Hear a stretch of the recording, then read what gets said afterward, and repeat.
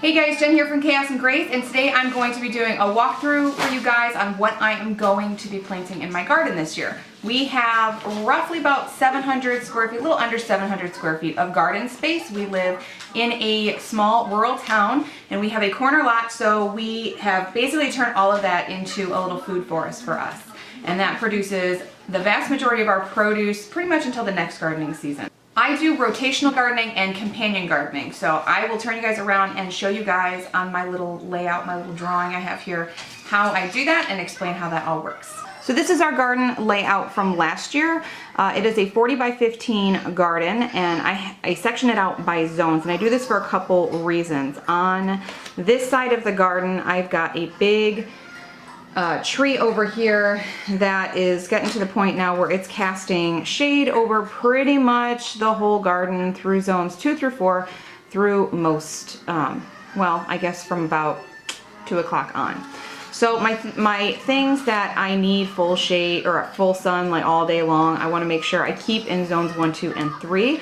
And zone 4, I usually keep for, you know, lettuces, kale, these kinds of things that I have here, and then I'll just kind of rotate through them, so I'm not always planting kale here, I'm not always planting cabbage and dill here, you know, so on and so forth. So I am rotating within that zone. So in the case of zone 1 here, I have planted from last year. You can see I had oregano, tomatoes, basil, tomatoes, and onions, and yellow pear tomatoes. I also had very last minute put a row of sunflower seeds pretty much down the whole garden.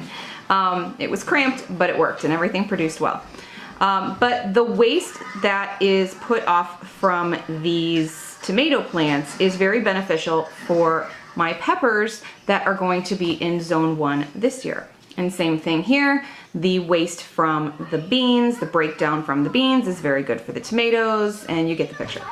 Last year I had put strawberries and chives in here together. They work together. Also with companion planting, basil is very good for tomatoes. It really helps boost their growth, and it gives the tomatoes a fantastic taste. So that was last year. This year the garden's gonna look somewhat like this. I did do things differently. These down here, I'll start at the bottom here. These were daylilies last year, and I wasn't really loving having daylilies anymore, especially since my neighbor across the road has a lot of daylilies, so I really don't need that. What I did want is things that is more flowers that would attract more pollinators to our yard. We have a lot of wasps. We've always had a wasp problem, so I'm really hoping this doesn't backfire on me. Butternut squash is gonna go into this little raised bed. We do have some window baskets that I've always done flowers in. This year, they're pretty deep window baskets. I'm gonna change this and try and do chives and oregano in them. And then in this raised bed here, that is an 8 by 5, 40 square foot raised bed, we're gonna do zucchini again, and we're gonna do carrots in here. So zone 1 this year is going to be bell peppers, jalapenos, cabbage. I'll have this row of marigolds will go across the entire south side of the garden. My whole garden is south facing, which is the best sun that you can have for your garden. And then I'll have 3 rows of wonder bells with 6 plants each. I'll have 2 rows of jalapenos with 6 plants each. And then I'll have 3 different types of tomatoes this year. I'll do 4 of Romas, 4 of the Rugers, and 4 of the Amish paste. These are my 3 favorite varieties. Just for eating fresh, for canning. These have always done well for us, and I just really enjoy the variety. And then the lines in between will be rows of basil. I'll stick a basil plant on the end of each tomato plant there. And then here, I did not get in to get my seed order in time, so the green beans that I wanted were sold out. So I have some top crop, they're yellow beans, they're bush beans, and bush beans produce great. I'm gonna do a row of bush beans, and then right in the middle of the garden, I'm gonna try the scarlet beans, which are a pole bean. And then we're gonna do our peas in the garden this year, and we're gonna have a spring crop and hopefully a fall crop, depending on how our weather is. And then in zone 4, I changed the order of things.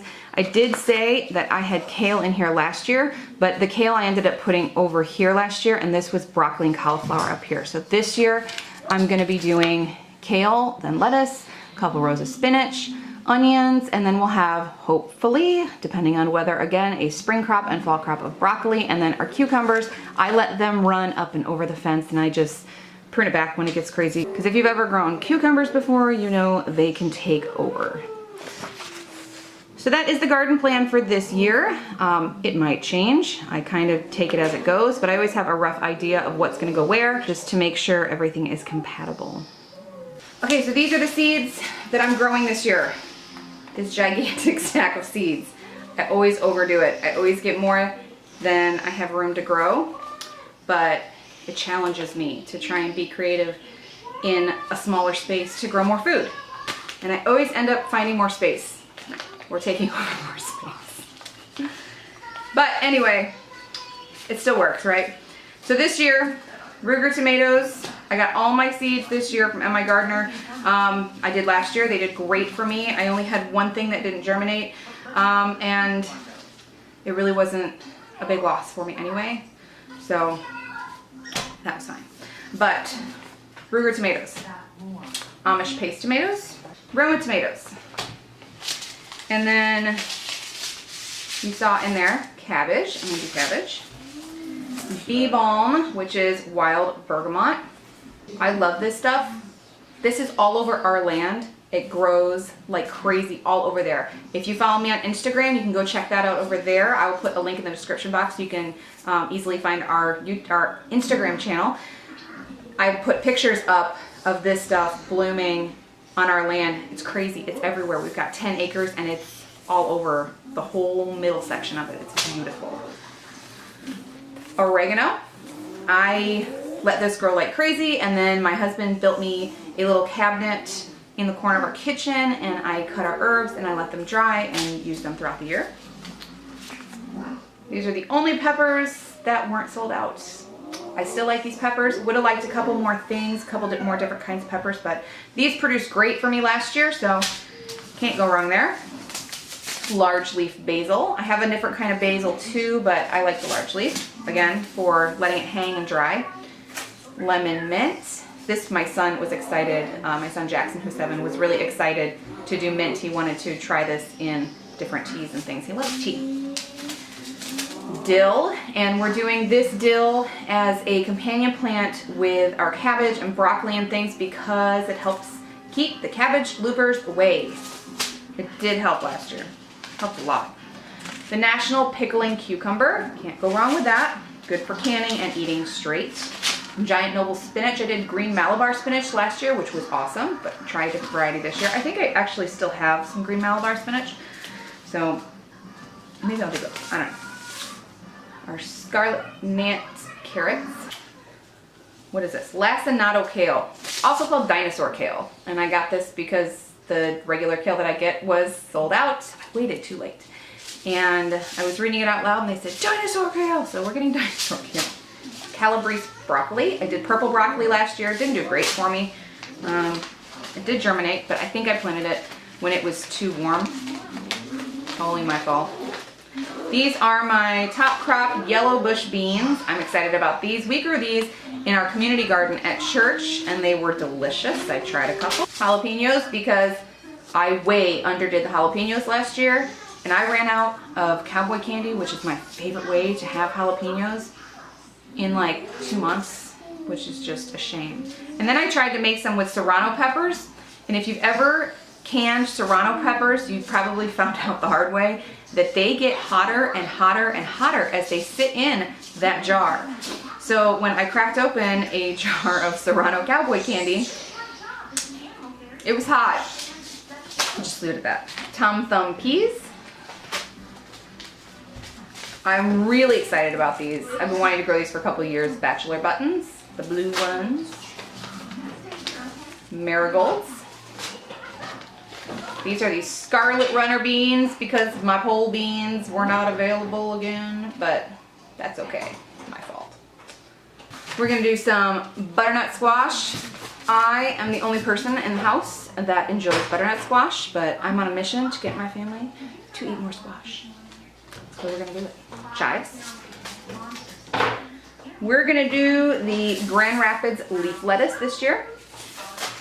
And then my zucchini squash that I get all the time, which is awesome, and I love it. And we still actually have quite a bit of it from last year. The other thing I might be doing this year too is getting a pear tree. We have a hydrangea tree in our front yard, and I won it from a giveaway from a local nursery. And I don't know if it just had some bad transplant shock or what, but it's not doing well. It did have a couple hydrangeas on it last year, and it did leaf out, but it didn't on one whole side of it, and the branches inside were hollowing out. So I tried to trim it and try and save it, but I don't know if it's gonna make it. And if it doesn't, or if it still looks like it's only alive on one side of the tree, I'm probably, much as I don't want to, I'm probably gonna end up just pulling it and planting a pear tree there, a dwarf pear tree, because one of our neighbors has a whole bunch of apple trees right over there. And based on my conversations with the greenhouse that I like out here, it should do okay because there's a lot of apple trees over there. So we'll see. I might do that. I might just do that. I would love, love, love, love to have some fruit trees. We also have 2 apple trees. I always forget about this. Down the road at my parents' house, they have a house down there, and they graciously let me plant 2 apple trees, a Honeycrisp apple tree, I can't remember the other one, but I planted those last year, and we'll see what they do. They're a few years old, so they might actually produce some for us this year. We'll see how that goes. So we'll have those. Apples, pears, and all of this. So that is it. Our garden plans for 2018. I hope you enjoyed this video. If you did, don't forget to give it a thumbs up, like it, share it, and subscribe. Go ahead and hit that subscribe button if you haven't already, and that little notification bell next to it so you can stay up to date on all of our videos, and we'll see you in the next video. Bye.